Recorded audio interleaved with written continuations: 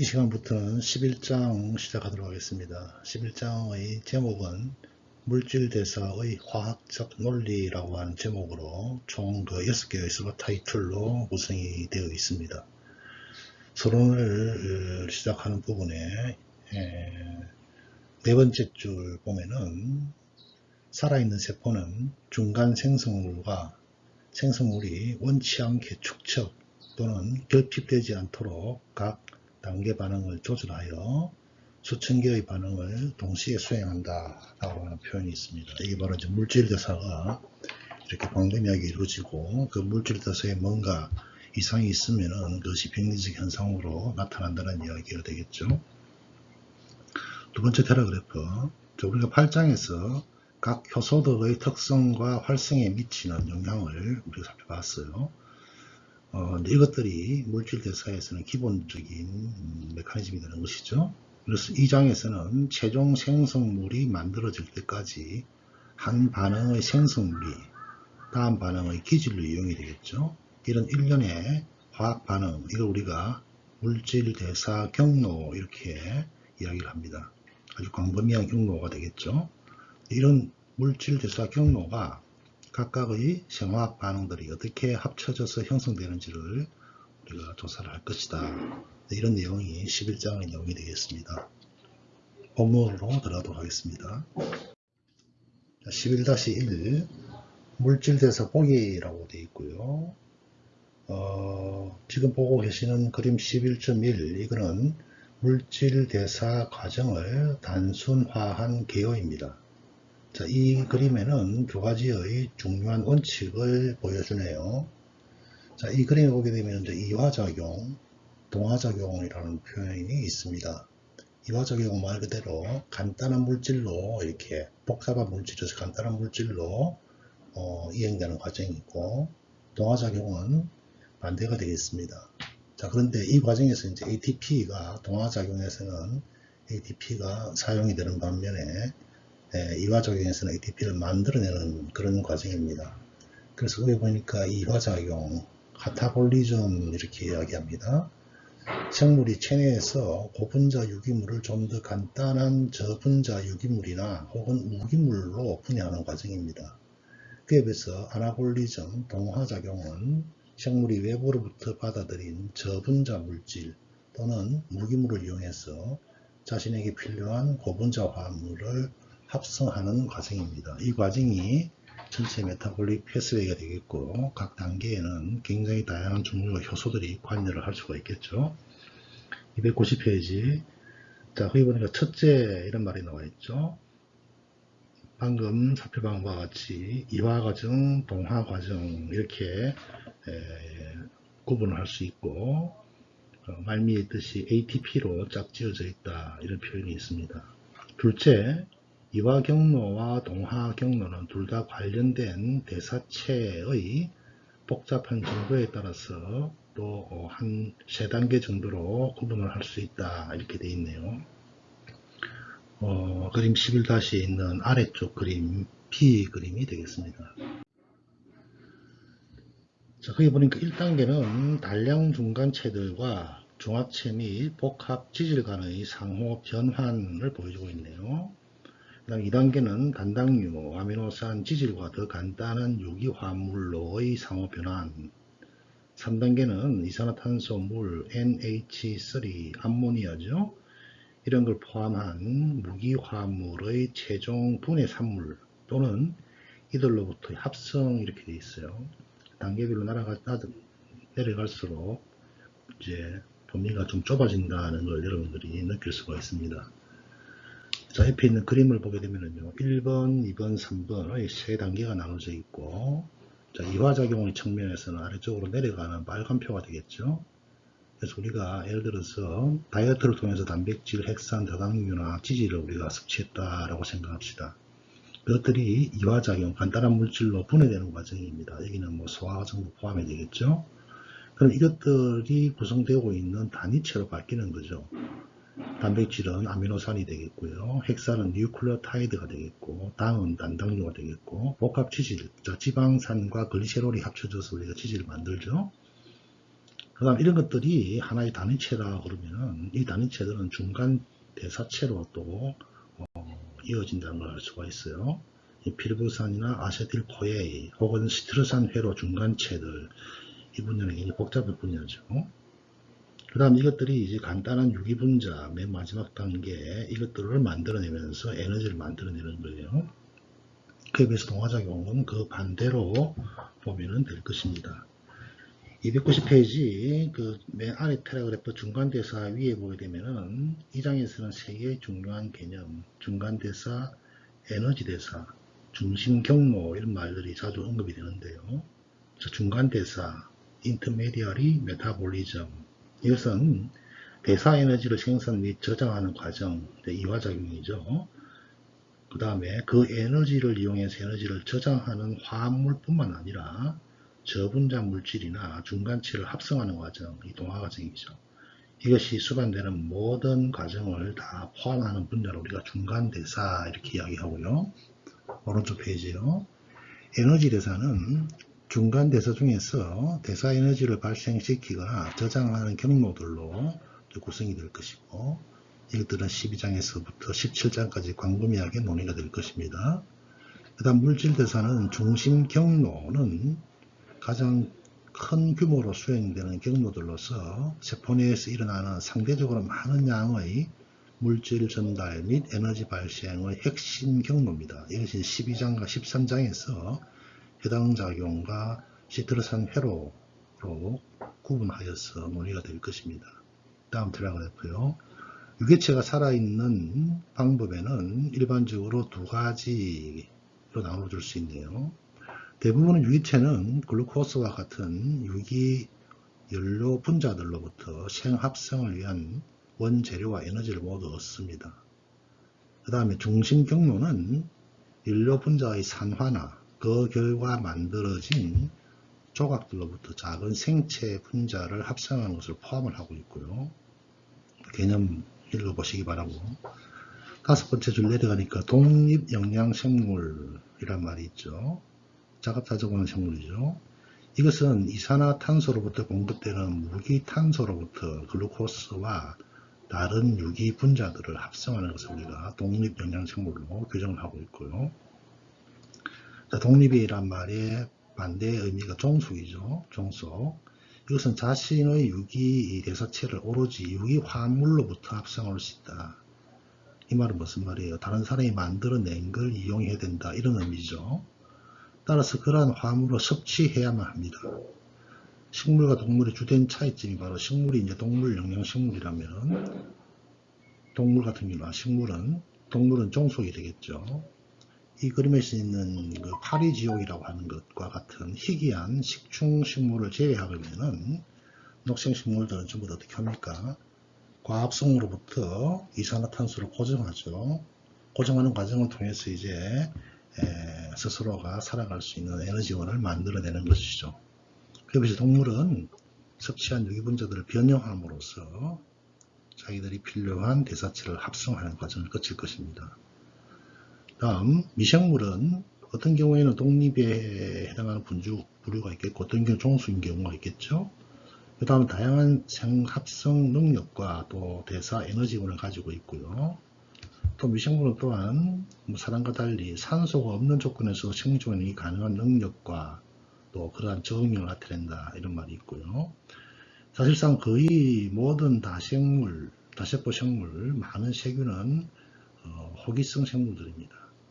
이 생물체들은 산소에 의한 영양분 산화 과정에 산소가 필요한 거죠. 산화를 에너지 생산과 연결시켜준다. 그래서 우리가 이것을 호흡이라는 표현을 씁니다. 호흡을 통해서 산소를 공급하기 때문에 그렇죠. 여기에 절대적으로 의존적이고요. 자, 일부 미생물들은 혐기성이네요. 혐기성 환경에도 이거는 혐기성이란 말은 산소가 필요하지 않는 조건에서도 대사 에너지를 수행한다. 이런 표현으로 분류를 할 수 있네요. 그 다음에 자연은 독특한 또는 특화된 생태적 지위에 따라 엄청나게 다양한 대사 전략을 발전시켜 왔는데요. 하지만 이렇게 서로 전혀 달라 보이는 전략들도 일반적으로는 공통된 몇 개의 주제에 어떤 변화된 과정일 뿐 기본적인 과정은 같다. 이런 표현이 되겠죠. 그 다음에 11.2 물질대사 로드맵의 고속도로라는 표현으로 시작되는 단락입니다. 두 번째 패러그래프로 내려갑니다. 지금 보고 계시는 그림 11.2 다음 페이지에 나오는 그림인데요. 이것은 왼쪽에 있었던 3단계로 나누었던 물질대사의 내용을 좀 더 자세히 보여주는 내용이고, 이 그림은 다음 장에서 다시 또 각각 분야에 대해서 등장을 할 것입니다. 각 장에서 다루는 특정 경로가 이제 이 그림을 기초로 해서 강조가 될 것이에요. 자, 이 그림을 여러분 한번 봐주기 바랍니다. 조금 전에 이제 우리가 왼쪽에서 봤던 그림, 그것이 가운데에 있어요. 가운데 보니까 다당류, 단당류, 글루코스. 자, 이거는 그 중에서 우리가 왼쪽에서 봤던 그림 중에서도 다당류, 당에 대한 내용을 조금 분리시켜서 보여주고 있다는 것을 알 수가 있어요. 그래서 다당류가 이제 분해되겠죠. 단당류로 분해가 돼요. 그 중에서 이제 에너지 생산에 가장 기본적인 작용을 하는 것이 글루코스입니다. 글루코스요. 그래서 이 글루코스가 글리세로 알데하이드 3인산이라고 하는 걸로 바뀌고요. 이것이 피루부산이라고 하는 걸로 바뀝니다. 글루코스는 탄소가 6개짜리인데 그것이 분해되어서 탄소가 3개짜리로 바뀌는 거예요. 이 과정을 해당 과정이다 이렇게 이야기합니다. 이화작용의 일종이죠. 해당 작용이다. 근데 이제 피루부산에서 반대로 올라가서 다당류를 만드는 것은 동화작용이 되겠고, 당을 만들어내는 과정이기 때문에 당신생 과정이다 이렇게 이야기합니다. 자, 만들어진 피루부산은 어떻게 됩니까? 아세틸코레이로 바뀐 다음에 여러분들이 굉장히 복잡해하는 시트르산 회로를 거쳐서 최종적으로 이산화탄소로 우리 몸에서 빠져나가죠. 그래서 우리가 이산화탄소를 노폐물이라는 개념을 쓰는데요. 자, 우리 몸에서 빠져나간 이산화탄소는 어떻게 되죠? 식물체가 그것을 광합성의 과정을 통해서 받아들이죠. 그렇죠? 그래서 광합성의 과정을 통해서 또 당들을 만들어내고 이것을 다시 우리가 섭취하는 이런 순환적인 과정을 보여주고 있습니다. 자, 조금 전에 우리가 당을 중심으로 봤어요. 근데 그 그림에서 오른쪽에는 핵산과 단백질이 있고요. 왼쪽에는 지방이 있는 것을 볼 수가 있어요. 자, 지방은 분해되면 뭐로 바뀐다 그랬죠? 왼쪽 그림에서 여러분 알다시피 지방산과 글리세롤로 바뀌죠. 그죠? 자, 지방에서 분해되어 있던 글리세롤은 해당 작용의 과정으로 이렇게 들어올 수 있습니다. 지방산은 아세틸코에이를 만들어내는 과정으로 들어올 수 있고요. 들어올 수 있다는 것은 또 나갈 수 있다는 것을 그 그림에서 보여주고 있습니다. 그 다음에 핵산은 어떻게 됩니까? 핵산은 이제 뉴클레오타이드로 분해가 되겠죠. 이 뉴클레오타이드는 다양한 종류의 효소 작용을 받아서 단당류로 바뀔 수가 있고요. 이 단당류가 다시 뉴클레오타이드로 바뀜으로 해서 우리 몸에 필요한 RNA, DNA, 핵산을 만들어낼 수가 있다는 거죠. 그 다음 단백질은 뭘로 바뀌죠? 아미노산으로 바뀌겠죠. 특정 종류의 아미노산은 또 뉴클레오타이드를 만드는 원료로 사용이 되겠고, 다양한 종류의 아미노산들은 단당류가 분해되어서 시트르산 회로로 전환되는 과정에 다양하게 참여할 수 있습니다. 참여할 수 있는 반면에 또 어떻게 되죠? 아미노산을 만들어내는 원료로서 사용이 될 수도 있다는 것을 보여주고 있습니다. 조금 전에 다당류가 시트르산 회로까지 내려와서 마지막으로 이산화탄소를 내보낸다 그랬어요. 그에 비해서 단백질은 분해됨으로 해서 NH3, 암모니아죠. 이 암모니아를 만들어냅니다. 질소죠. 질소 화합물이죠. 자, 이 그림을 보게 되면은 우리가 소위 말하는 3대 영양소 혹은 우리 몸을 구성하고 있는 4대 영양물질들 이런 것들은 자, 우리가 뭐 살을 빼기 위해서 지방을 안 먹는다 해가지고 살이 빠지는 거 아니에요. 그렇죠? 당을 이렇게 먹어야 된다는 게 바로 이런 그림에서 알 수 있고요. 그래서 어떤 물질들이 하나가 대사 경로로 끝나는 게 아니고 아주 복잡한 네트워크를 형성하고 있다는 거죠. 그래서 결국은 이제 오른쪽에 심플하게 보여준 우리가 이제 다이어트를 통해서 먹는 자, 그런데 우리가 ATP를 만들어내는 과정에 참여하지 않는 것은 이제 뉴클레오타이드가 직접적으로 참여하지 않아요. 그러다 보니까 뉴클레오타이드를 우리가 영양 에너지원으로서는 생각을 하지 않죠. 우리 중요한 게 이제 프로테인, 카보하이드레이트, 패트 이런 것들이 결국 ATP를 만드는 자원으로 쓰인다는 거고요. 복잡해 보이겠지만 시트르성 회로 아래쪽으로 내려갑시다. 노란색요. 전자전달계라는 걸 거쳐요. 전자전달계.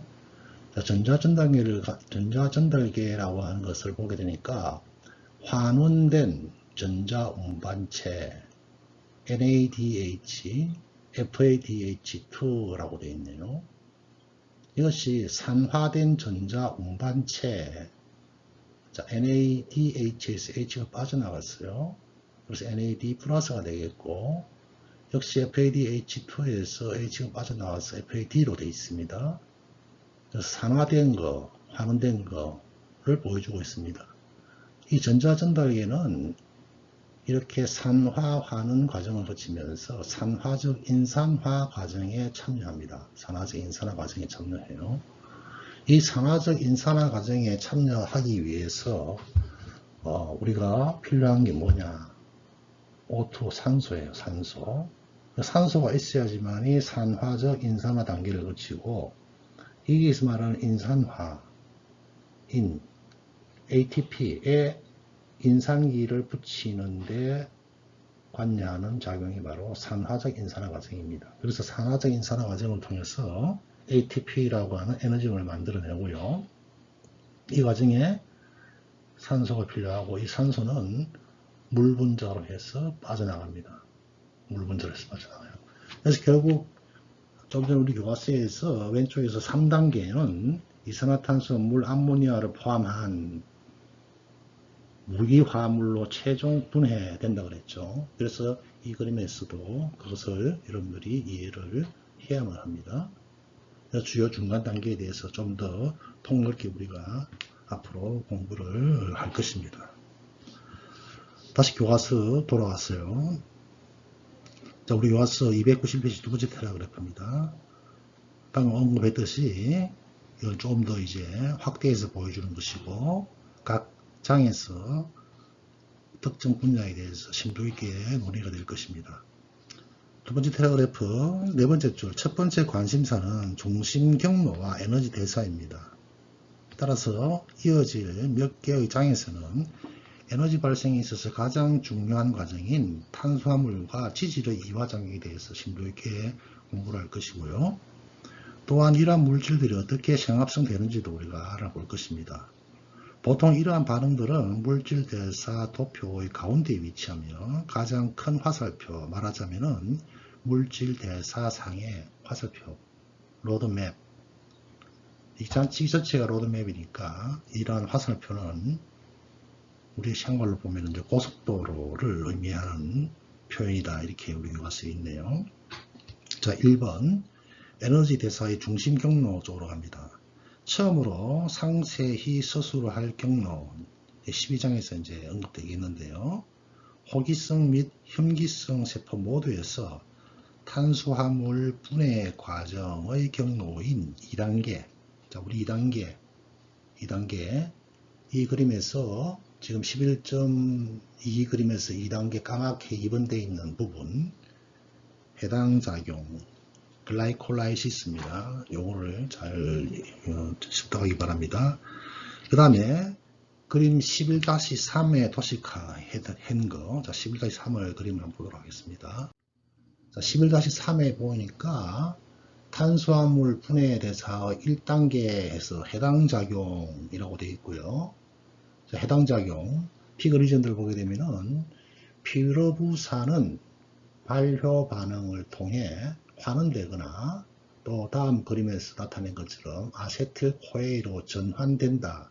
즉 조금 전에 우리 앞에 그림에서 최종적으로 당이 글루코스가 해당 작용을 거치면은 피루부산이 된다고 그랬어요. 이 피루부산이 발효 과정을 통해서 환원이 되거나, 그래서 이 그림에서 3번 보니까 발효 또는 호흡으로 이런 말이 있어요. 안 그러면 이것이 아세틸코에로 가는 과정으로 가거나 여기서 이제 고속도로의 길이 나누어진다는 것을 알 수가 있습니다. 자, 거기서 보니까 발효 또는 호흡으로 이런 말 위에 보니까 해당 작용 과정에서 글루코스가 글리세롤 알데하이드 3인산으로 만들어지는 과정에서 어떤 변화가 생깁니까? ADP가 인산기를 획득하여서 ATP라고 하는 에너지를 만들어내네요. 자, 여기는 산소가 관여하지 않아요. 산소는 어디에 관여했죠? 맨 마지막에 전자전달계에서 산화적 인산으로 넘어갈 때 산소가 관여했지. 여기서는 산소가 관여하지 않음에도 ATP가 생성이 돼요. 그리고 또 이 과정에서 NAD가 NADH로 바뀌어요. 즉 NADH, 이게 환원된 전자운반체죠. 즉 NAD, 산화된 전자운반체가 환원 단계를 거쳐서 NADH를 만들어냅니다. 그 옆에 보니까 글라이콜라이시스 언에어로빅이라 되어 있고요. 글루코스가 두 개의 피루베이트를 만들어내네요. 피루베이스를 만들어내네요. 제가 앞에서 글루코스는 탄소가 6개짜리라고 그랬어요.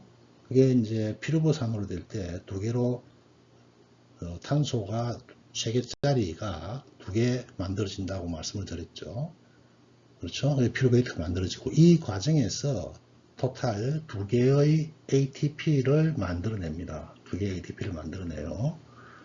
그래서 이렇게 만들어진 피루부산은 퍼멘테이션이라는 데 있죠. 발효, 언에어로빅. 무슨 말이죠? 언에어로빅. 산소가 없을 때. 그렇죠? 그 다음에 오른쪽에 가니까 에어로빅 레스피레이션, 이제 산소가 있을 때는 호흡 과정으로 간다는 거죠. 산소가 없을 경우에는 노옥시젠 상태에서는 피루브레이시드가 그 그림에서 뭘로 바뀝니까? 락틱 애시드, 젖산이나 에탄올, 알코올로 바뀌는 거예요. 자, 알코올로 바뀌는 건 이스트, 효모에 의해서 이런 작용이 생기는 것이고요. 락틱 애시드는 굉장히 다양한 동물들 몸에서 이런 것이 생기는데 효모가 발효 과정을 거쳐서 알코올을 만들어내는 과정입니다. 이 과정은 뭐 술이 만들어지는, 즉 와인이 만들어지는 과정과 똑같아요. 포도에 들어가 있는 당이 분해되면서 즉 효모에 의해서 발효가 되면서 에탄올이 만들어져서 와인이 만들어지는 과정이 바로 이 과정이 되겠습니다. 그 다음에 거기 보니까 36, 38 ATP라는 말이 나와 있는데요. 이것이 이제 산소가 충분하게 존재할 경우에는 산화적 인산화 과정을 거쳐서 한 분자의 글루코스가 최대 36개에서 38개의 ATP를 만들어낼 수 있다라고 하는 것을 보여주고 있습니다. 그래서 다시 보니까 밑에 다시 정리합니다. 다당류가 단당류로 바뀌어서 글루코스가 되는데요. 이 글루코스가 해당 작용을 거쳐서 두 분자의 피루부산을 만들어내거나, 이 피루부산은 발효 과정을 통해서 환원된다고 그랬어요. 환원될 수도 있고, 혹은 이것이 아세틸코에로 전환된다. 아세틸코에로 전환되는 단계는 산화대사에 들어갑니다. 그리고 산화라면 산소와 결합하고 수소를 이탈하고 전자의 수는 감소되는 이런 과정을 우리가 산화라 그러고, 환원은 반대가 될 것입니다. 교과서 293페이지 하기 전에 다시 한번 넘깁시다. 291페이지 다시 넘깁니다. 자, 291페이지 1에너지 대사의 중심 경로. 방금 우리가 봤던 이 그림에서처럼 해당 작용의 주요 투입물은 에너지가 저장된 다당류 또는 음식물의 탄수화물로부터 얻어지는 글루코스입니다. 글루코스가 항상 대사의 중심이에요. 해당 작용은 소량의 ATP를 생산하며 3개의 탄소의 중간체인 피루부산을 만들어낸다. 자, 글루코스는 탄소가 6개짜리고 피루부산은 탄소가 3개짜리다 이 말이죠. 그래서 산소가 없는 경우에 피루부산은 락트산, 젖산이라 그러죠. 락틱 애시드, 조금 전에 그림에서 설명했습니다. 또는 에탄올 및 이산화탄소와 같은 다양한 생성물로 환원이 된다. 발효라고 불리는 이러한 형기성 과정. 자, 발효는 결국은 산소가 없는 조건에서 일어나는 해당 작용의 한 부분의 경로가 이렇게 가는 거예요. 다음 페이지요. 자, 그러면 산소가 존재할 때는 어떻게 될까요? 산소가 존재할 때 이 피루부산은 호흡 과정을 거쳐서 산화적 대사 과정을 거칩니다. 산화적 대사요. 자, 이 산화적 대사에 대해서는 다음 시간에 이야기를 연속적으로 하겠습니다. 자, 한 번 더 정리합니다. 지금 우리가 물질 대사의 로드맵을 보고 있는데요. 물질 대사의 가장 중심은 뭐다? 글루코스입니다. 글루코스. 물론 이 글루코스는 당류에서 나오지만은 글루코스가 해당 작용을 거칠 때는 지질, 핵산, 단백질에서 얻어지는 에너지원들도 여기에 출입과 이입이 가능하다는 것을 여러분들 상기시켜 주고요. 그 다음에 글루코스가 6분자에 6개짜리 이산화탄소가 3개짜리의 이산화탄소로 나눠지니까 2개의 피루부산이 만들어지겠죠. 이 피루부산이 산소 없는 상태에서는 발효 과정을 거친다. 혹은 호흡으로 빠져나간다. 호흡 발효 과정을 거치고 산소가 있는 경우에는 호흡이라고 하는 과정으로 간다. 여기까지 여러분들이 잘 정리해 주기 바랍니다. 다음 시간에 산화대사로 가는, 즉 호흡이라고 불리는 산화대사 부분을 시작하도록 하겠습니다. 수고하셨습니다.